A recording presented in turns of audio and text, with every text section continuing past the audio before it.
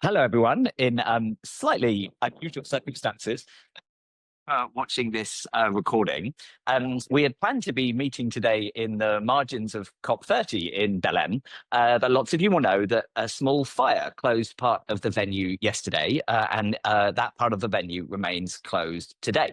Of course, no one was seriously injured, which is the most important thing, and the UN staff and the local staff responded brilliantly. They put out the fire, they made sure that everyone is safe, everything is safe, in absolutely record time. So the important business of the negotiations can continue today. Today is the last Friday of COP30, actually, and it's just going on outside the window there. So we didn't want to lose the opportunity to hear from the fantastic panel that we've assembled today. So in the sort of spirit of adapting to the changing circumstances around us, maybe mitigating, if I can use that word, to some of the changing environmental conditions, we're going to go ahead with our panel event online today. We are still, like I say, very much in the margins of COP. It's just outside the window, but maybe we're slightly further away from the building than we'd originally planned. My name is Will Lockhart. It's lovely to be here. I am the director of Apolitical's Government, Energy and Climate Campus. If you don't know, Apolitical is an organization. We exist to make governments smarter for people and planet. We're used by over 250,000 public servants in 160 countries. Public servants can come to us, access skills, knowledge, insight, to help them tackle the great planetary challenges of the day, including, of course, climate change. Thanks for choosing to watch this recording. This is all about COP presidencies, right? So a really kind of lively and interesting theme right now. We're really interested in making sure that COP presidencies have the skills, the experience, the qualities that they need to deliver ambitious outcomes at COPs. As part of this discussion, we're really thrilled to be launching the Presidency Toolkit, Apolitical's Presidency Toolkit. This is a resource that has been designed by practitioners for practitioners. It's designed to support future COP hosts all around the world. It's about filling a gap, right? So it's really practical. It's grounded in lessons from those who've done it before, who's hosted COPs, and it's really focused on helping governments, in particular those from the global south, to sort of step into the role of president with clarity and confidence and real kind of vision. Presidencies play a critical role in driving ambition and action at these COPs. And so this toolkit is all about helping them achieve that. Our toolkit complements a couple of other things, including the UNFCCC's handbook, which is called How to COP. I think that's a great title. But ours goes a little bit further into some of the kind of personal and practical experiences that some of our expert sort of colleagues have brought to our attention. What we wanted to do today to kind of complement that fantastic written resource is to hear actually from people who are incredibly closely involved in COP presidencies. We've got a fantastic panel of speakers who are going to share some thoughts and experiences, and I'm going to just get cracking and introduce them right now so that we can hear from them. So I'm totally thrilled, first of all, to introduce Cecilia Kinuthian-Jenga, who is a UNFCCC director working on intergovernmental cooperation. We've got Fee Macklin, who is a senior policy advisor at Global Optimism. We're delighted to be joined by Lemessa Harper-Wari, who is the acting lead executive officer of multilateral environmental agreements at the Ethiopian Environmental Protection Authority. Laura Lopez, hi, who is the former UNFCCC Conference Affairs Director, current advisor to the COP30 operations team, and given the incident that I talked about yesterday, is probably one of the busiest people on the planet. So we're very happy to have her today. And Andrew Francis joining us from London, who is the joint head of climate diplomacy at the UK Ministry of Foreign Affairs. So, fantastic panel. I want to get right to it. I'm going to ask a question to all of us. Actually, let's start. And I'm cheating a bit because I know the answer already. What are the key things? So, to all of you, anyone can speak. What are the key things that a presidency really needs to deliver a really successful COP? And what I want to ask is, coffee, right? So clearly, the first answer is always coffee. Was anyone not going to say coffee? Because whenever anyone says to me, "What's the key thing a presidency needs?" I'm always like, you just need lorry loads of coffee. But beyond coffee, what else would you think, Laura? Come on in. You won't believe this. Well, maybe it's related to coffee, but the one thing you have to be concerned about, it always comes up in every COP, is the bathrooms, the loos. If you don't consider how clean they are, how accessible they are, you will have every single delegate delegate in your face saying this is not working. So I would say with the coffee, next would be the bathrooms. So I guess, so I should have said I was a lead negotiator for the UK on the CBD, which of course is, another important Rio Convention and COP. And so time is always so tight that actually queue management is incredibly important, isn't it? So there's queues coming into the venue through security, there's queues at the bathrooms, there's queues for the food. That's actually really matters, right, when minutes are scarce. It's key. And the entire operation, starting with venue design, has to take that into consideration. So you need to know how your audiences behave and what each different audience is looking for. So it's with the services and just with the general well-being. We always say if the delegates aren't happy, they won't negotiate. So this should be considered before you get to the negotiation rooms and sit down next to Cecilia. Yeah, I think, I remember so clearly, during my first COP was in this role in Glasgow and seeing Alok Sharma inspecting the loos and giving instruction, please get this toilets in order. And it's true, indeed, it's true here. The big joke we've been having is about the toilets here in Belem. But anyway, I think for me, the most important thing process-wise is for the presidency to have a good understanding of the foundational principles of the UNFCCC. And these are basically the need to be transparent, the need to be impartial, openness, inclusiveness, and to listen to all the delegates across the developing and the developed world. Once they understand this and they start building their relationships across all sectors, then the parties start trusting them and the non-parties too. And it's so good when you see the presidency walking down the corridor, Andre and everybody is feeling at ease with him and everybody is able to express their views, seeing an enlightenment that level of leadership is exemplifying those basic principles. And when those principles are not respected and honored, it becomes very difficult. And that's why for me, at the moment, I'm holding my breath. Because if we do not get to have a host announced very soon in the next few hours here, an understanding of who will be the next presidency for COP31, it leaves people wondering, what does this mean? We cannot leave Belem without clarity on who this presidency will be and an opportunity to start building that trust immediately at the close of this COP. So for me, those are really fundamentals, and that's what's keeping me awake at the moment. Mm-hmm. Yeah, it's such a good answer, Cecilia. So I did a very small bit of chairing at the UN, and trust is just absolutely critical to every part of the process, right? And of course, you acquire trust through listening, through a whole set of the other things that you talked about, transparency and equity and fairness. But I mean, trust is so hard won and then so easily lost. That's the thing about trust.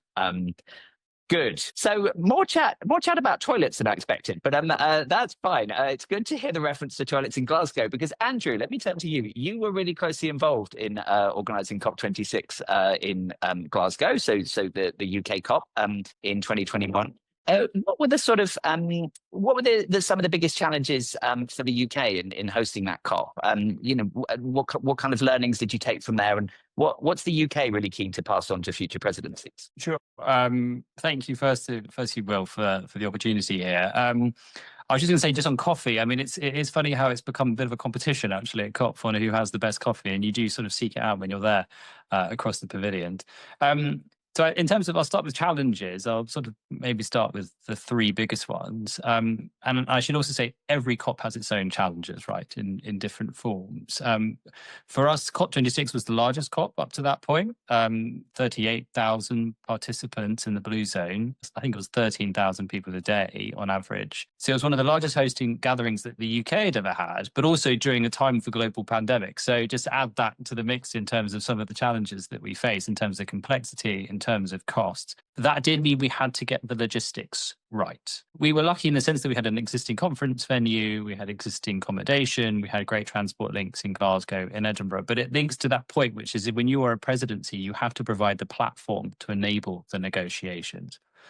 There are, and as the negotiators will be fighting over the course of today, people working into the very late hours to get this agreed, and you have to enable that platform for them. So for us, how to do that in the context of COVID was a double challenge. I think the next thing in terms of a challenge is how do you create an inclusive COP? How do you make sure, for example, that SIDS, the LDCs, are able to access it? For us in particular, it was about providing an offer for affordable rooms that were close to the COP sites.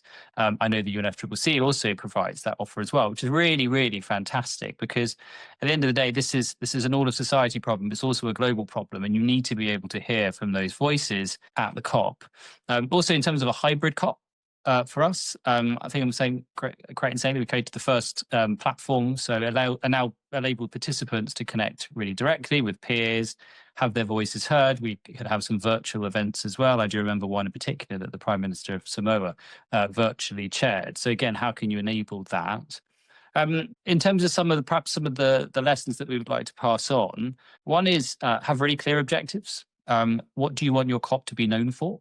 We had our coal, cash, cars, trees, which was our slogan that we had throughout it. But also thinking through about how you can use the other multilateral processes. And for us, we were lucky that we had the G7 presidency that year. We knew that finance would be a really big issue at our COP. So we tried to use our G7 presidency, our friends in Italy, for G20 as well, to have some really bold language in that. I would just also say something in terms of how do you create the momentum into negotiations. In terms of the World Leaders Summit, so 2 weeks of COP can feel really long when you're there. I think for us, we had some really good commitments at the World Leaders Summit. So countries came forward with some good commitments. We had some really good sectoral commitments, things like the Forest Declaration as well. That created a sense of momentum that really carried through. So I would urge any other presidency to think about how you do that momentum building.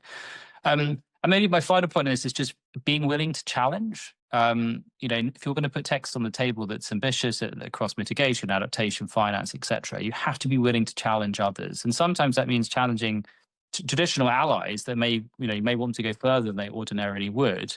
But you have to be able to use the freedom of maneuver that you have as a presidency. And that's that point about trust.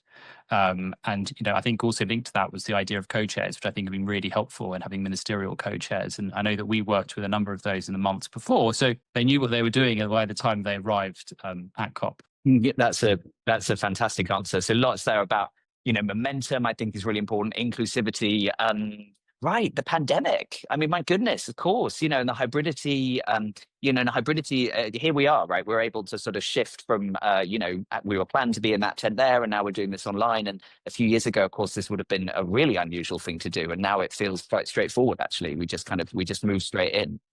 So those are completely fascinating. And then that point around trust again, I think is absolutely right. Cecilia, maybe can I turn to you? What, in terms of the partners that a presidency has to work with, I mean, obviously the first person, and Andrew, I'm sure you reflect this too, the first person you turn to is often the secretariat sitting right next to you, right? You've got your co-chairs, and the first person is, help me, like, what do I do? What do I do next? What do I do next? Cecilia, what's the best way, do you think, to collaborate with the secretariat? How do you kind of bring them into the process, or are you bringing the presidency into the process? What's that relationship like, and how should a presidency best exploit it, do you think? The COP presidency work is a year-long engagement. And therefore, we'll always start at the very beginning of the year. Once the presidency is announced, for instance, if the future president for 31 is announced, by January, we start working together.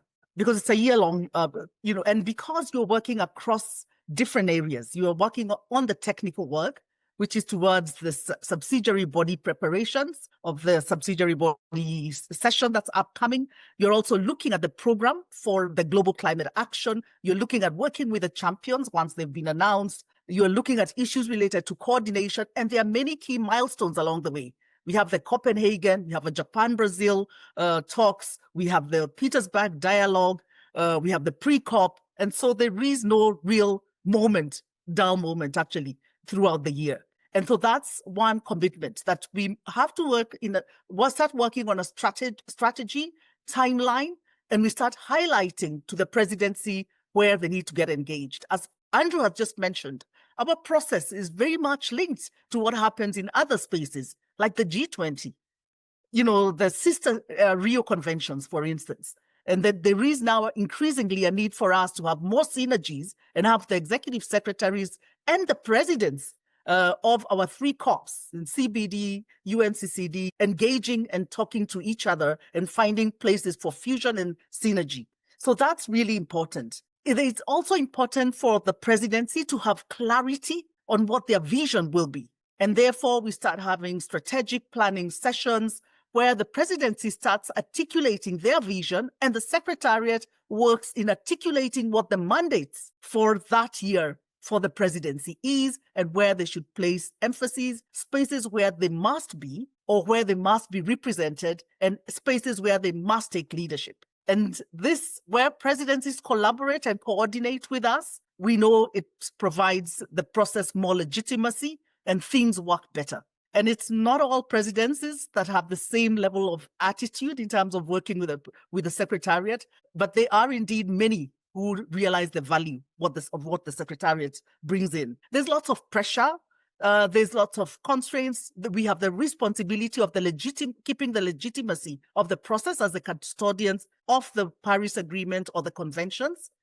And so we have to keep reminding the presidency of the need to remain inclusive and to remain transparent to parties. And it's not an easy task that the executive secretary a lot of times has to hold. The relationship between the executive secretary and the presidency needs to be built, and they need to have trust between each other. And if there is no trust between the leadership of the secretariat and the presidency, it does create a lot of tension and things do not necessarily move as planned. And so for me, these are the really fundamental foundational issues that need to be put in place. We have a bureau, and the role of the bureau is to provide continuous guidance. And so as we have the president sitting at the supreme level of the governance structure of the COP, we also have a bureau that is increasingly becoming extremely dynamic. We have, at this moment, a bureau that has, I would say, 50% younger people, less than 35, I would say. And so you can imagine the dynamism and the enthusiasm, rather than having quite what I'd call some boring meetings, having people that are questioning, why are we doing things in this way? Well, how do we change the decision-making structure to respond to the current speed that is required to respond to the climate change challenges? And so having that understanding that although you are presidency, you do have some other regional representatives within the bureau that bring in and enrich your process in terms of preparing you for a better outcome at COP.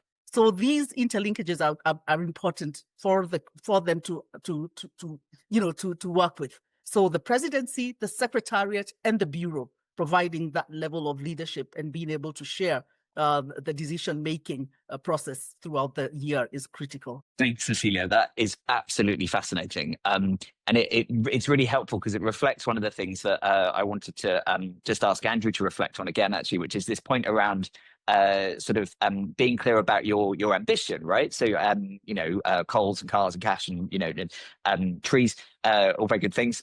They're not, some of them are. But what I wanted to drill down into is this sense, to what extent is that vision set by the presidency? And Cecilia, what I think you've been really clear on is that, it can be set by the presidency, but it has to be set through collaboration, right? Collaboration with the UNFCCC Secretariat. You talked about the mandates for the year ahead. Some of these processes are decades long, right? So it's not like a complete sort of carte blanche. You have to work with the processes that are in front of you. You've also got to work with the bureau. You've also got to work with the parties. And so it's about articulating the presidency's vision in amongst the kind of divisions of all those other players, I think, which is great. I'm going to bring in Fee, actually, because Fee, what we haven't heard yet, and what I'd like to hear about is the role of civil society here. So how does the presidency best work with this other hugely important set of voices in our global process? What does that kind of cooperation look like for you when it's good? Yeah, thanks, Will, and hi, all. Really great to be with you, and completely agree with all the brilliant contributions so far, and really interesting to explore this question, especially as we're entering into a slightly different phase, I think, for COPs. But I think there are sort of 3 things on my mind in response to your question, Will. The first is, and this is very much a build, Andrew, on what you were sharing, and Cecilia, what you've just mentioned, is the communications around a COP. And I think right from the start of a presidency, this helps to engage and include very meaningfully civil society around the world. So what's the international ambition for a COP, and how can that be put out really simply? I mean, Andrew, you've mentioned the cold cascade trees. That was such a sort of easy vision for everyone to get behind. The Mutirao, this COP has been so popular because it's so inclusive. So I think having that sort of framing of what does a COP stand for everybody internationally is important, and also domestically, what's the sort of communications at a regional level? Because I think that helps to not only bring civil society from around the world to attention at COP, but actually really translate the discussions going on at an international level to a relevant domestic audience. And that sort of drums up support from local citizens, which I think is also really important for a successful COP. But then sort of within those communications, I think what's also been alluded to is how can presidencies leverage the outside pressure that civil society can place on COPs in a really constructive way? So what's the inside-outside game that presidencies are setting up to sort of really help push on topics that they might not necessarily be able to be so vocal about, but that is still driving towards the vision that they want to achieve? So this first bucket is the communications, and I think setting out really clearly and throughout the year what that vision is, how it's going to deliver for people, and how it can be supported by civil society. I think the second is really the sort of specific engagement tactics. I mean, this year we saw 70,000 people march at the weekend, the most since Glasgow. That's been amazing to see, and especially coming after a couple of COPs where that sort of democratic participation perhaps wasn't so welcome. And I think that's been a really powerful tool to leverage, because it shows that these emotions, the sort of the grief, the anxiety, but also the joy and the pride of climate work can really be harnessed to add to the momentum throughout the 2 weeks. And Andrew, you pointed to that sense of like, what are the drumbeats that can be shared throughout the week? How can we capture the progress that's actually been driven by civil society, by people around the world as part of those drumbeats of COP, to make sure that COP isn't a sort of isolated multilateral conversation? It's actually a sort of real reflection of what's going on in the real world. And as part of that engagement, I think as well, I mean, are there some ideas through which civil society and people can be more directly included? Is this a sort of integrating people into technical work streams earlier and sort of having conversations, inviting for contributions? Is it leveraging the sort of the ability from civil society to actually, we've spoken a lot about trust. How can they help build trust across the North-South divides, often because they have connections across different country groups, and can they almost sort of be deputized to facilitate some informal bridge building? So also thinking kind of strategically about the role that different civil society groups can play. I think the third thing that I'll end on is, of course, civil society is critical, and I think the engagement of people around the world, given that, you know, we Covering Climate Now has done a big push to show that 89% of people around the world want their governments to do more on climate. So we know that there's appetite, that engagement can really be leveraged. And it's not just people. I think what's been fantastic to see this COP, and I hope really continues, is also the engagement with real economy. And COP30 has really placed the action agenda at the heart of the negotiations. It's really sort of brought the story of economic transformation to the center stage. We've seen amazing, trillions being invested into regenerative agriculture, into resilient energy infrastructure. I think really celebrating those wins and showing that they can continue and be driven by the most ambitious, whilst the sort of consensus agreements are going on, is a really important way of demonstrating what COPs can unleash, as well as what COPs can sort of agree to stop backsliding. So really important. I think we've seen a lot of that this year, and look forward to seeing more of it in years to come. Yeah, those are just fantastic points for you. Absolutely brilliant. I want to draw out just a couple that really resonated with me. Feel free to do the same. I particularly at that point around, ordinary citizens. So people who don't even consider themselves part of civil society or sort of, necessarily involved in the climate conversations. But there's something extraordinary about this spaceship-like venue landing in a city for 2 weeks of a year, and it moves all the way around the world, and then 50,000 people from all around the world descend in these perfectly sort of ordinary places, and just this very human kind of engagement with the issues that we're dealing with, and the kind of conversations that just happen sporadically while you're getting dinner somewhere or whatever. I that feels like a really sort of important and unspoken part of the COP, but it's actually, I think, immensely powerful. I also like your slightly strategic point there about the inside-outside game, right? So like a wise presidency will know that civil society, can be a very helpful voice, right? There's a set of voices out there that can be sort of deployed and mobilized in a way that can be helpful for a presidency's objectives. But you also underline that point around inclusivity. It can be difficult, to sort of mobilize those voices if they don't feel like they're being included. Let's get on, Laura.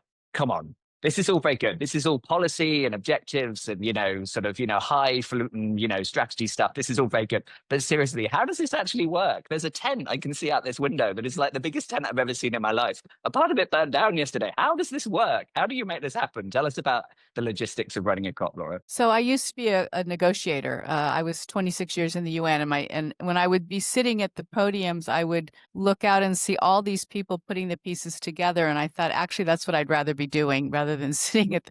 So I think one of the reasons I was able to make the switch is because I understood what was happening in the negotiations or in any UN process. So I was able to then bring that to the operating team. So when I was 8 years in UNFCCC as the director of conference affairs, and really spent a lot of time. I edited a couple of versions of the How to COP that you mentioned, but I really tried to make a bridge between those who were running the meetings and those who were putting on all the operations around it.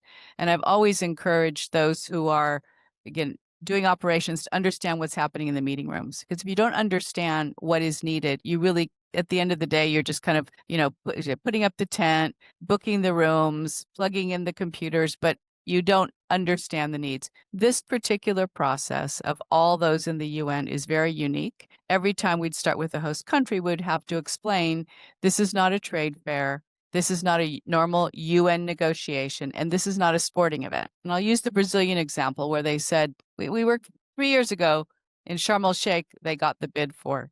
So they had 3 years. And they kept saying all along, we're Brazil. We do everything big. We know how to do this. We do Olympics. We do World Cup. We do Formula One.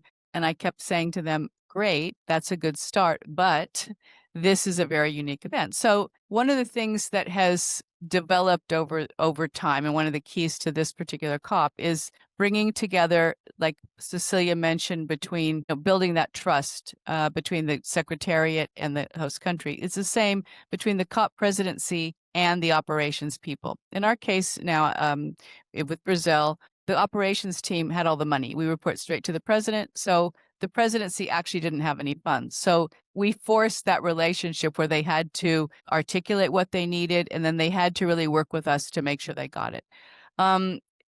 The other thing that was helpful in Brazil's case was the presidency was built of people who had been since Rio in the process. So our COP president, Andrea Correlago, he knows the process because he was there. And many people on his team have been to many COPs, and they understood it more than most presidencies do. The part that's usually difficult for host countries to understand is it's not just negotiators. You have several constituencies that you have to take care of, and they all have different rights and responsibilities. Yes, the countries are the first because it is a party-driven process, but then you have NGOs and IGOs under the observer umbrella. In the UNFCCC process, there are more observers registered than anywhere else in the UN, more than ECOSOC, which is kind of the base. And those who are admitted, they stay in forever. Unless there's some code of conduct violation, they stay. Every year they add to it. So how you manage those constituencies is key. One example would be we have 22 meeting rooms plus 2 plenaries. That's for mainly negotiations. There are 9 constituency offices that are only for constituencies. They have full run. They have to apply for events and they manage them. But there's no party or any other part of the process that have any rights to those rooms. So, I mean, if you consider 9 meeting rooms, I think it's a significant win that the observers had lobbied for many years. Then you also have the IGOs, which have a different constituency. They're not necessarily linked with all the NGOs. They often do events together, but they also represent, for example, development banks, which are a big constituency here as well. Then you have UN agencies. We often have 20 or 30 of them, very big, because what they do in climate is key. It's not just UNFCCC, which manages the process, but the other UN agencies are actually the ones on the ground, doing capacity building and financing.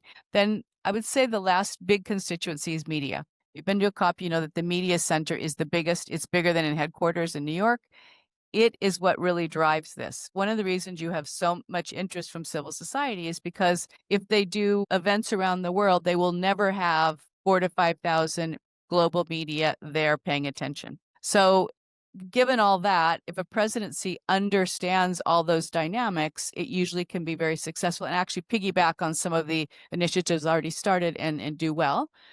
If they ignore the power, for example, of civil society, like I would say Egypt tried to do, it becomes a real issue because the Secretariat is constantly having to say, well, they have the rights to these things. You have to put up the 9 meeting rooms for civil society. You can't not do it. It's not an option. Host country agreement spells everything out. So again, different levels of interest or understanding of presidencies determine if it can be successful. I think the other, maybe 2 final things I would say. One is just the high expectations of people who participate in COPs. Many have been coming for many years. We have one person on the UNFCCC team. He was here at COP 0. He's an ICT. The man knows everything, and he will tell you exactly what it was at COP 2 and COP 14. So you have people who are very, very, they're passionate about it, but they're also experienced, and they have very high expectations on how things should work. Many of the complaints that we got during this process came through the bureau, but they were from many of the parties saying, but we won't share rooms. We can't share rooms because we have to work in a certain way. Or your airport's not big enough. Are you going to put on more flights? So those kind of expectations do not come from people going to the General Assembly. They come from people in this process. And the last thing I would point out is just the passion. I was 26 years in the United Nations, now 2 out, but I've also seen that there is nowhere in the UN system I've found that has more passion. And there are a couple issues maybe on human rights and maybe on security, but in general in the UN, the people who come to climate change conferences, they are committed, whether they're on, one constituency or the other, and they are very vocal and they live for COPs. When we've suggested many times, let's change the frequency, it's always voted down. They always want to keep COPs happening. So I think the virtual component could change things. This time we have more than 11,000 people on a virtual platform. It was very few in Glasgow. Last year we had 4,000, but I think there is a hybrid maybe model that's growing in the middle, but I don't see anyone being less passionate about COPs and climate change, at least at this COP. Thank you. Yeah, no, we could talk all day, but that sense of passion, it gets in the blood, doesn't it? And it's very, very hard. It's very, very hard to escape from in a positive way. But talk about commitment. Here you are. I can't imagine you've had many hours of sleep, having had the day you had yesterday, and here you are talking to us. We're so grateful. It's just fantastic to have you. Let me turn to Lemessa with a little eye on the time. So Lemessa, I hope this hasn't scared you. So look, in 2027, Ethiopia is going to be the first LDC to host a COP, which is just fantastic. What does this represent for Ethiopia, for your government, but also for the UNFCCC and sort of equitable climate diplomacy? How's Ethiopia approaching this kind of exciting opportunity? Well, thank you so much, Doctor. It is really the historic milestone for Ethiopia.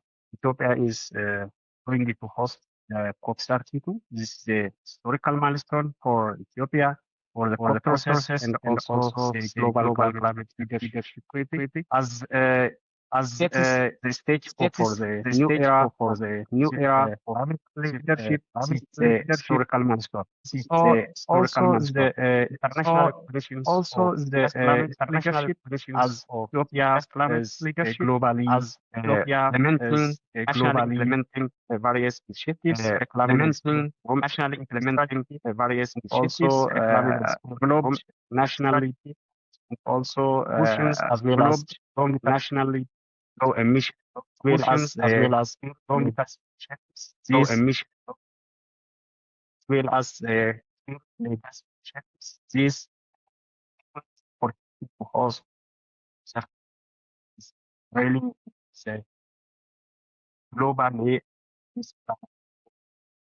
Also, it elevates the Ethiopian diplomatic as system in shaping the climate finance laws as damage attempts.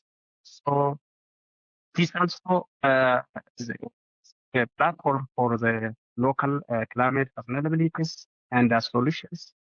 For Ethiopia is a catalyst for the national. So also is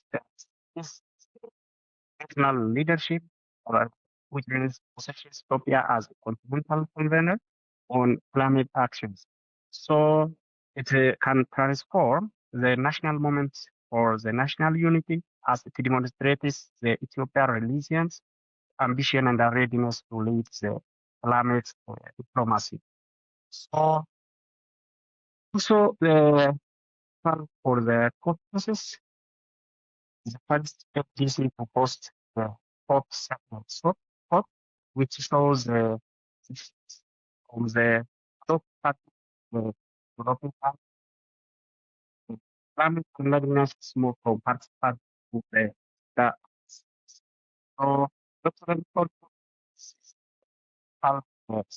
moments for the purposes for the purpose as balancing power is of the of also UNFCCC as the process and also this adaptation the resilience and the power as process changes. So the third thing is that also those for the global for the most affected should need resources. The vulnerable nations places the possibility negotiations, balancing interests that is not for the Ethiopia hosting for global governance and also the finally the historical momentum for the MDC group as Ethiopia will be separate DC to post the COP in 2007. Overall, it is the Ethiopian national recognitions and the diplomatic force on climate issues, as well as the Ethiopian commitments, Ethiopia's commitment for climate solutions, including the ambitious green development action. Overall, is really when we have a new era decisions moments in the climate leadership. So we would like to say thank you for giving us the opportunity of COP 32 in 2007. Thank you, Lamessa. That's great. We didn't catch every word, so what we'll do is we'll work with you to get the words from you, and we'll put them on the screen when we make the video available. But that's fantastic. Thank you so much for sharing your Ethiopia's excitement and commitment. It's great, and we hope that this conversation might help support you thinking about how you're going to approach your presidency in a couple of years. We'll wrap up the conversation shortly. Just before we do, any sort of closing reflections from anybody? Anyone had anything very surprising? Go on, Cecilia, come on in.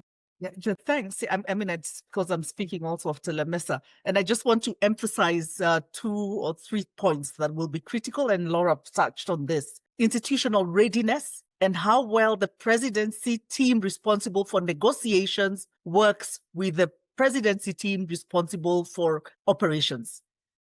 Being the person that's responsible for the intergovernmental process, I've worked with some presidencies who will not understand how we schedule and allocate adequate rooms for the meetings. And this is so important because if the presidency team on operations doesn't understand why I need a 400-seater or a 300 sitting space or a round table or a square table, that can really just collapse the negotiations. So we have the two sides must work and collaborate together.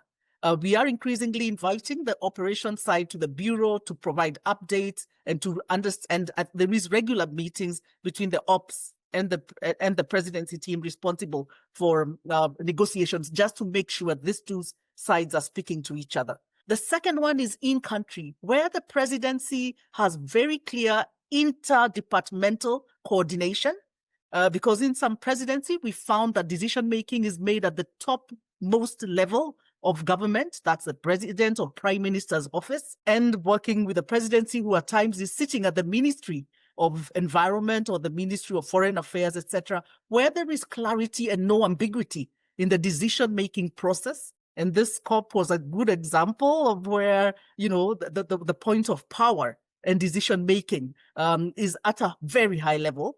And in some places, the decision-making power is at a different level. And if there's that understanding, it makes it very easy even for the Secretariat to collaborate and to know where to place pressure or increase their collaboration. So that's important for me. The third is where presidencies have worked and collaborated with the previous and incoming presidencies. The troika that was created at COP28 was so crucial for ensuring that the presidency of COP29, who was less involved in this process previously, that they were able to fuse that capacity and provide the guidance and support that was needed for an incoming presidency. So we don't have the troika now at the moment, but just making sure that there is a deliberate effort for presidencies to collaborate, learn, and pass on the baton, their shared mandates. And so that, offers a continuity in terms of how the process is growing. So I just wanted to highlight those 2 points